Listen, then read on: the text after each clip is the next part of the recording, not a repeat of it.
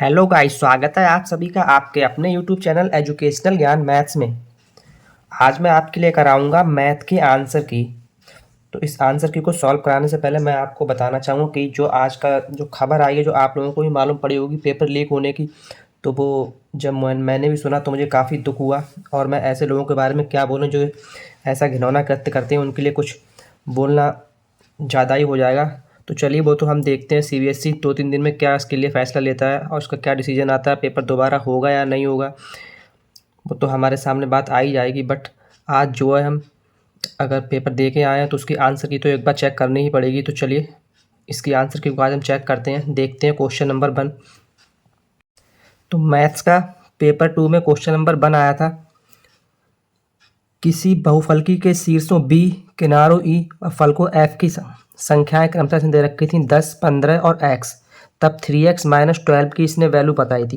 तो मैंने ये क्वेश्चन आपके लिए, जब मैंने इसकी मैराथन क्लास कराई तो वहाँ पे मैंने इस फॉर्मूले पे बेस्ड एक क्वेश्चन कराया था। मैंने आपको फॉर्मूला बताया था f + b - e = 2। ये फॉर्मूला मैंने जो मैराथन क्लासेस कराई है उसमें कराया था। तो इसी फॉर्मूले पे बेस्ड ये क्वेश्चन आया है। यहाँ पे बस आपको वैल्यू पुट करनी थी सिंपली, और बड़ा सिंपल क्वेश्चन था, हमें इसका आंसर मिल जाता है। f की जगह पे x दिया था, b हमें 10 दी थी और e की जगह पे 15 इसने दिया था 2। यहाँ से जब हम x की वैल्यू निकालते तो वो हमें 7 मिलती, और जब ये 7 वैल्यू हम यहाँ पुट करके देखते हैं तो ये हमें 21 - 12 मिलेगा, और यहाँ से जो राइट आंसर मिल जाएगा वो हमें 9 मिलेगा। ऑप्शन नंबर 3 क्लियर है। नेक्स्ट क्वेश्चन नंबर 32 में हमें इसने ये दिया था और इसमें बोला था कि इसके फैक्टर बताओ। तो इसका जो राइट आंसर होगा इसको हम सॉल्व करेंगे यहाँ पे। तो सॉल्व करने के बाद हमें यहाँ पे p+1 के टर्म में कॉमन आ जाएगा, इस सबको खोलेंगे हम, और जो दूसरी इसमें टर्म मिलेगी वो हमें ये मिल जाएगी option number 4, p² x - p/ - z। तो ये इसका क्या होगा, करेक्ट आंसर। क्लियर है। नेक्स्ट क्वेश्चन नंबर 33 में दिया था, जो हम देखते हैं, इफ़ ए बराबर ये दिया था, यदि 8 अंक की संख्या ये हमें दिए से विभाज्य है तो निम्न में से कौन सा कथन सत्य नहीं होगा। तो इसमें हमें किसे 72 से विभाज्य है। तो अगर 72 को मैंने आपको बताया था, यहाँ पे हम क्या चेक करते हैं, डिविजिबिलिटी रूल। ठीक है, तो अगर 72 को हम फैक्टर करेंगे तो 8 × 9 में होगा। तो यहाँ से किसी एक से हम इसे चेक कर लेंगे। हम 9 से चेक करते हैं तो यहाँ पे 9 से ये कट जाएगा। ठीक है, और ये यहाँ भी 7 और एक 8, ये भी 9 से कट जाएगा। तो हम यहाँ पे सबका ऐड चेक करते हैं तो 7 और 2 9, ये भी 9 से कट जाएगा। बचा ये, यहाँ पे हम जब ऐसे इसे सॉल्व करेंगे तो यहाँ पे जब वैल्यू देंगे तो हमें एक्स की जो वैल्यू मिलेगी फाइनली, वो x = 9 और y = 5 जो वैल्यू मिलेंगी वो इस क्वेश्चन का राइट आंसर होगा। नेक्स्ट क्वेश्चन नंबर 34 अगर देखेंगे तो इसने दिया, यहाँ पे दिया था, कोई दुकानदार है जो एक वस्तु को उसके अंकित मूल्य पर 28% की छूट देकर 324 रुपये में बेचता है। तो वस्तु का क्रय मूल्य 300 है। यदि उस वस्तु की को उसके उसी अंकित मूल्य पर 18% की छूट देकर बेचे तो उसका लाभ प्रतिशत क्या होगा। तो सिंपल सा क्वेश्चन था, और इस फॉर्मूले पर बेस्ड मैंने काफ़ी क्वेश्चन इस कॉन्सेप्ट पर आपके लिए कराए थे मैराथन क्लासेस में। तो इसमें करते क्या थे वो मैं आपको एक बार सॉल्व करके दिखा दे रहा हूँ। यहाँ पे अगर हम देखेंगे तो इसने कितना रेट दिया, 324 अंकित मूल्य दिया था, इस पर इसने 28% की छूट दी थी, मीन्स वो 72% ले रहा था। ठीक है, फिर उसके बाद वो क्या कर रहा था कि CP 300 रुपये था और उस पर अंकित मूल्य पर 18% की छूट दे रहा था, मतलब 82%। यहाँ से जब इसे हम सॉल्व करेंगे तो सॉल्व करने के बाद हमें यहाँ पे मिल जाएगा 369। ठीक है, मतलब 369 में वो बेच रहा था, क्रय मूल्य कितना CP 300 था, तो उससे प्रॉफिट कितना हो रहा था 69 रुपये का। तो यहाँ से जब हम प्रॉफिट का जो परसेंटेज प्रॉफिट का फॉर्मूला जो था, परसेंटेज प्रॉफिट बराबर प्रॉफिट अपॉन CP, यहाँ से जब इसे सॉल्व करेंगे तो जो आंसर में मिलेगा वो ऑप्शन नंबर 4 मिल जाएगा, 23। क्लियर है। नेक्स्ट क्वेश्चन नंबर 35 में इसने सिंपल सा क्वेश्चन पूछा था, concept was labelled as schema. तो स्कीमा ही कभी बात है तो वो हमारे प्याजे भाई साहब हैं, इन्होंने दिया था। क्लियर है। नेक्स्ट क्वेश्चन 36 में इसने बोला, त्रिभुज PQR में कोण P 55 है। तो अगर इस टाइप का ये कोई मिलता है तो यहाँ पे अगर हम ऐसे बनाते हैं, ये इस तरह का डायग्राम बनेगा यहाँ पे, ये ठीक है, ये इसका डायग्राम बनेगा इस तरह से। ये कोण इसने 55 दे रखा था। ठीक है, और यहाँ पर ये जो कॉन्सेप्ट लगेगा वो ऑप्शन नंबर 3 वाला लगेगा, जो उसका करेक्ट आंसर होगा। यहाँ पे ये अगर PR है और ये एंगल जो हमें इसमें दे रखा था 15, ठीक है, 15 डिग्री दे रखा है, तो यहाँ पे जो ऑप्शन नंबर 3 है, कोण R = 15 डिग्री और PR ग्रेटर देन 18 डिग्री, तो ये कॉन्सेप्ट इसमें काम करेगा। तो ऑप्शन नंबर 3 क्या होगा इसका करेक्ट आंसर। क्वेश्चन नंबर 37 में इसने बोला था, एक विद्यार्थी को प्रतिस्थापन निम्नलिखित समस्याएं हल करने को दी गई हैं। अगर किसी शहर की जनसंख्या 28,000 से घटकर 26,500 हो जाती है तो जनसंख्या के घटने की प्रतिशतता ज्ञात कीजिए। ठीक है, उसने ये बोला था। तो इस तरह से इसने डाटा दे रखा था और इसमें इसने ये पेडागोजी का क्वेश्चन था।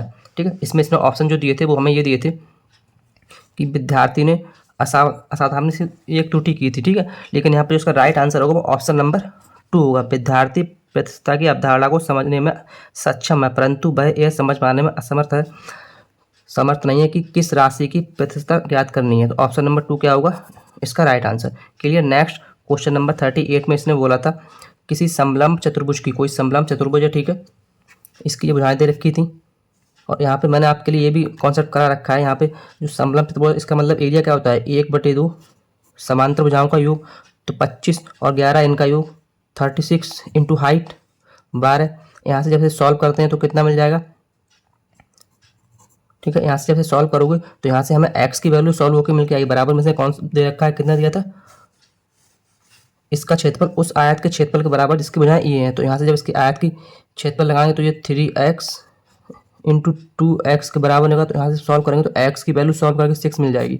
ठीक है, जब x की वैल्यू 6 मिल जाएगी उसे हम जब यहाँ पे पुट करेंगे तो यहाँ से जो राइट आंसर मिलेगा वो ऑप्शन नंबर 4 मिलेगा 60, क्योंकि जो आयत है उसका परिमाप 2l+b होता है। तो यहाँ से l हमें 18 मिल जाएगी और b 12 मिल जाएगी। दोनों को जब ऐड करेंगे 2l+b में पुट करके तो वहाँ से ऑप्शन नंबर 4 60 हमें इसका आंसर मिल जाएगा। क्वेश्चन नंबर 39 में इसने बोला था x y के साथ व्युत्क्रमानुपाती विचरण करता है। जब x बराबर ये दिया, y बराबर ये दिया, तब x बराबर ये और y बराबर ये, तो y का मान यहाँ पे इसने बोला था उसका ऑप्शन का इस क्वेश्चन का जो राइट आंसर होगा वो ऑप्शन नंबर 3 होगा। क्योंकि अगर ऐसा कॉन्सेप्ट आपको मिलता है तो मैंने आपको बताया था कि जो x अगर प्रोपोर्शनल है y को, तो यहाँ पे जो दोनों की मल्टीप्लाई एक दूसरे के बराबर होता है। यहाँ पे एक्स वाई की इन दोनों की मल्टीप्लाई कराएंगे बराबर में, एक तरफ x की वैल्यू रखेंगे 5.6 इंटू बाई यहाँ पे, और यहाँ पे वैल्यू ये दोनों रखेंगे। तो जब यहाँ से सॉल्व करेंगे तो हमें यहाँ से बाई की वैल्यू 1.5 मिल जाएगी। क्लियर है। नेक्स्ट जो क्वेश्चन नंबर 40 में इसने बोला है दो परमेय संख्याओं का गुणनफल ये दिया था, यदि उन दो संख्याओं में से एक ये है तो दूसरी संख्या का व्युत्क्रम क्या है। तो इस क्वेश्चन का जो राइट आंसर होगा वो ऑप्शन नंबर 3 होगा 9/50 और 1/5।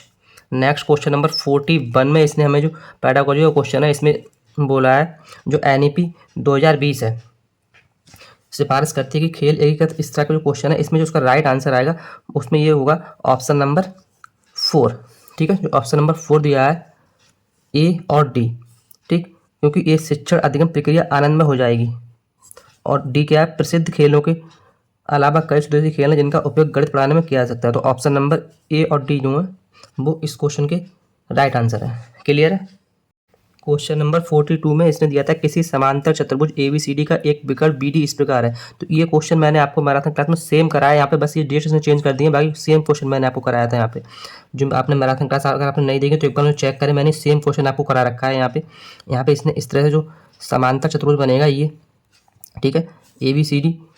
तो इस क्वेश्चन को मैंने आपको सॉल्व करके बताया था क्या करते हैं। ये इसने डायग्राम यहाँ पे दे रखे थे, अगर हम इन्हें मानते हैं ABCD, इसने कोण दे रखे हैं तो यहाँ पे ये कोण इसके बराबर हो जाएगा और ये कोण इसके बराबर हो जाएगा। ठीक है, ये मैंने आपको बताया क्योंकि एकांतर कोण बन जाएंगे इस तरह से। तो जब इन दोनों को यहाँ से बराबर करेंगे तो बराबर करके यहाँ पे जब लिखा जाएगा तो 7 बाई बराबर 28 डिग्री, तो यहाँ से बाई की वैल्यू 4 आ जाएगी।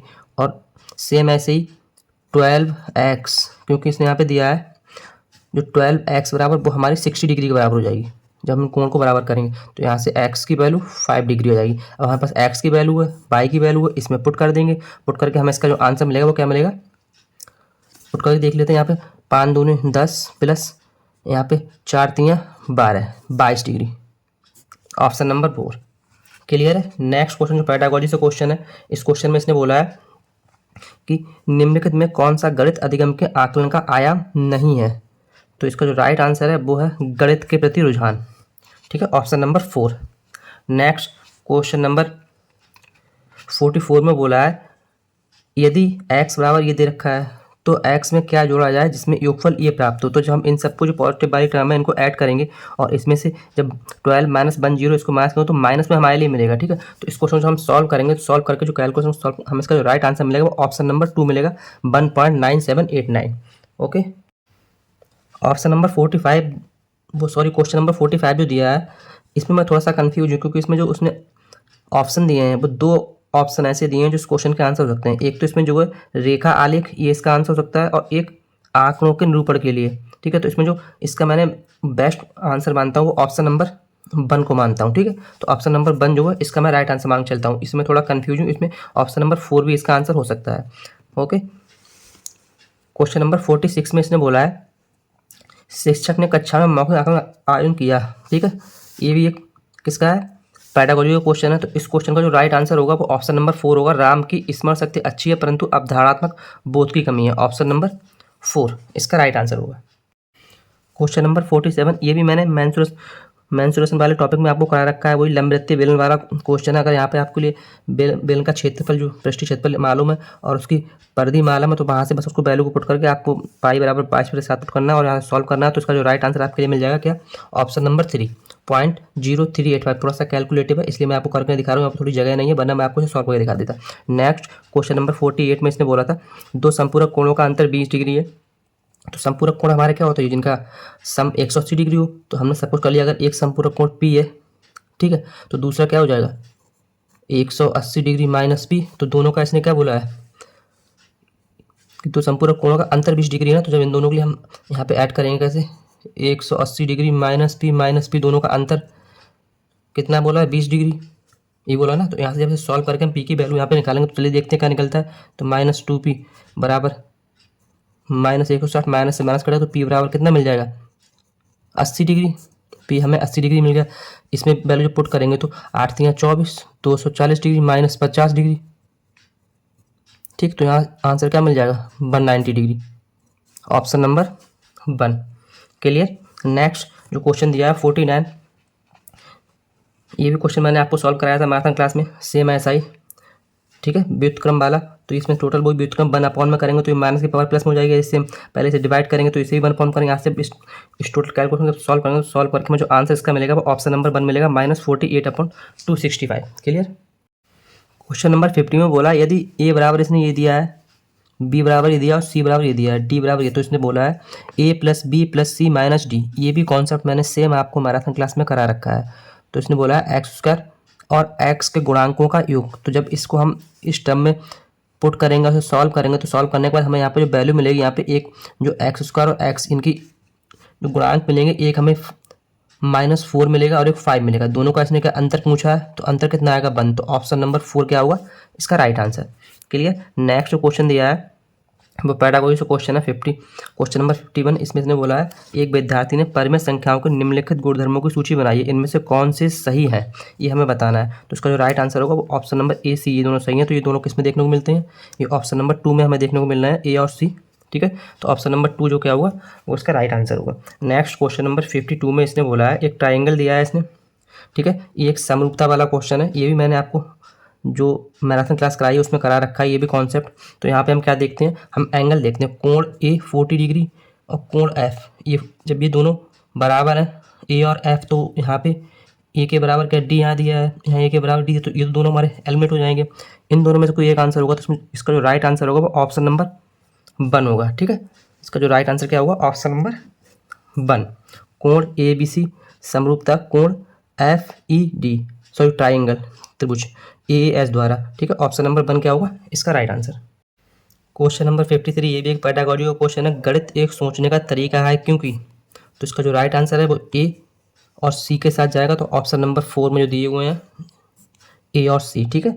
नेक्स्ट क्वेश्चन नंबर 54 में इसने बोला है 3 संख्याएं इसने दे रखी हैं जो 2:3:4 के अनुपात में और उनके घनों का जो योग दिया है वो ये दे रखा है। तो इसमें हम क्या करेंगे, अगर इन संख्याओं को मानेंगे यहाँ पे सॉल्व करेंगे इसके लिए, तो ये तीनों संख्याओं अगर एक्स हम इसमें एक कांस्टेंट लेंगे तो इनको जब ऐड करेंगे तो 4 और 3 7 और 2 तो कितना हो जाएगा, सॉरी पहले यहाँ पे घन बोले ना इसने के अनुपात में उनके घनों का योग कितना है। तो जब इसका 2 का घन करेंगे तो कितना 8 मिलेगा, 3 का घन करेंगे सॉरी 8x कर लो, 3 का घन करेंगे तो 81x हो जाएगा, एक्स क्यूब और जब 4 का घन करेंगे तो 4 चौक 16 चौक 64 एक्स क्यूब हो जाएगा। तो इन सबको जब ऐड करेंगे तो 99 एक्स क्यूब मिल जाएगा बराबर ये दिया है इसने 33957। तो यहाँ से जब हम एक्स क्यूब की वैल्यू निकालेंगे तो वो जैसे 99 यहाँ काटेंगे तो हमें मिलेगा 343 मीन्स एक्स बराबर 7, क्या मिल जाएगा एक्स की वैल्यू हमें 7 मिल जाएगी, ठीक। अब इसमें करना क्या है, इसने यहाँ पे जो पूछा क्या है इन तीनों संख्याओं का योग क्या होगा, ठीक। तो यहाँ पे जब हम इसको योग करके देखेंगे 7 और सॉरी 4 और 3 7 और 2 9 मीन्स 9 एक्स यहाँ पे 7 है तो 9 इंटू 7 63 क्या मिलेगा हमें इस क्वेश्चन का आंसर ऑप्शन नंबर 3। क्लियर है। नेक्स्ट क्वेश्चन नंबर जो 55 है उसमें बोला है 3 क्रमागत पूर्णांक इस प्रकार है कि जब उन्हें बढ़ते हुए क्रम में लिया जाता है और क्रमशः 3 5 से 2 से गुणा करके जोड़ा जाता है तो योगफल 99 प्राप्त होता है। तो इसमें इसके जो 3 क्रमागत ऐसे लेंगे ए है ए प्लस 5 इस तरह से इसके 3 क्रमागत ले लेंगे और इसको जब हम सॉल्व करेंगे तो सॉल्व करने के बाद जो हमें आंसर इसका मिलेगा वो ऑप्शन नंबर 4 जो दिया है 20 इसका आंसर मिलेगा। क्लियर। क्वेश्चन नंबर 56 में से दिया निम्न सारणी में किसी डिब्बे में रखे गए विभिन्न फलों की संख्याओं को दर्शाया गया है। ये इसने दे दिया है यहाँ पे तो हम इन सबको जब ऐड करेंगे ठीक है तो ऐड करके हमें टोटल मिल जाएगा 210। अब इसने पूछा क्या यदि उपरोक्त आंकड़ों का एक पाई चार्ट बनाया जाए तो त्रिज्यखंड का कोण क्या होगा जो सेबों को दर्शाता है। तो सेब कितने हैं 56 तो 56 सेबों को दर्शाया जा रहा है। टोटल कितने 210 है। मल्टीप्लाई हम 360 से कराते थे तो यहाँ से जब इसे सॉल्व करेंगे तो सॉल्व करने के बाद जो इसका एंगल मिलेगा वो कितना मिल जाएगा 96 डिग्री। ऑप्शन नंबर 4 क्या होगा इसका right answer. Next question number 57 जो दिया है ये थोड़ा सा कैलकुलेटिव क्वेश्चन है ठीक है तो इसका मैं सीधा आपके लिए आंसर बता रहा हूँ। उसको सीधा आंसर होगा ऑप्शन नंबर 3 839.10 ठीक है। नेक्स्ट क्वेश्चन नंबर 58 क्या है ये देखिएगा यहाँ पे ये जो क्वेश्चन ये भी मैंने आपके लिए मैराथन क्लास में कराया था बहुलक वाला माध्यक वाला क्वेश्चन ठीक। तो इस क्वेश्चन को जब हम सॉल्व करेंगे इससे पहले आरोही क्रम में लगाएं फिर इसका माध्यक निकालेंगे। इस सम टर्म है तो सम टर्म है तो हम जो बीच की 2 टर्म है उनका ऐड करके डिवाइड बाय 2 करेंगे तो वो हमें क्या मिल जाएगा इनका माध्यक। तो इस तरह से जब सॉल्व करेंगे फिर दोबारा हम इनकी टर्म चेंज कर देंगे 3 की जगह पर 33 लिख देंगे 8 की जगह पर 18 लिखेंगे यहाँ पे फिर दोबारा इनका माध्यक निकालेंगे। फिर उसके बाद निकालना क्या है तो y और x का अंतर फाइंड करना। तो अंतर जब निकालेंगे तो हमें ऑप्शन नंबर 3 जो 2 मिलेगा वो इसका राइट आंसर मिलेगा। क्लियर। नेक्स्ट क्वेश्चन नंबर 59 में इसने बोला ये कोई मतलब दिया है यहाँ पे और यहाँ पे इसने बोला कि ये जो प्रातःकालीन शहर में 3 व्यक्ति चलते हैं ठीक है 70 सेंटीमीटर 50 सेंटीमीटर 50 सेंटीमीटर। इस टाइप का मैंने क्वेश्चन आपको करा रखा है। अगर ऐसा कहीं भी दिया हो और न्यूनतम निकालना हो मतलब कम से कम छोटी न्यूनतम निकालना हो तो उसमें क्या हम एलसीएम वाला कॉन्सेप्ट लेते हैं। तो पेडागोजी का क्वेश्चन है यहाँ पे हमें एलसीएम निकालना नहीं है सीधा बताना है कॉन्सेप्ट क्या है। तो ऑप्शन नंबर 3 क्या होगा इसका राइट आंसर ठीक है। कॉन्सेप्ट ऑफ एलसीएम या फिर लघुत्तम समापवर्तक लासा की अवधारणा है ये ऑप्शन नंबर 3। और आज के पेपर का लास्ट क्वेश्चन नंबर 60 जिसमें बोला गणित की कक्षा में 10 से 12 विद्यार्थियों के लिए निम्नलिखित अधिगम शिक्षण संसाधन जो TLTR ने बोला में कौन सा सबसे अधिक उपयुक्त है ठीक है। तो इस क्वेश्चन का जो राइट आंसर होगा वो ऑप्शन नंबर 4 होगा ठीक है। लेकिन मैं यहाँ पे थोड़ा कंप्यूटर में कन्फ्यूजन कंप्यूटर होगा नहीं होगा थोड़ा सा इसलिए से मैं स्टार ला के रखूँगा इस क्वेश्चन के लिए। लेकिन जो राइट आंसर है वो बी तो यहाँ पे होगा ही होगा। मैं यहाँ पे बस इसमें सी में कन्फ्यूज हूँ तो ये आप एक बार चेक कर लीजिएगा ठीक है। तो चलिए आज मैंने आपके लिए सारे क्वेश्चन करा दिए। अगर इसमें कोई भी क्वेश्चन गलत होता है मतलब कोई भी थोड़ी सी मिस्टेक है तो वो आप मुझे कमेंट बॉक्स में बता दीजिएगा।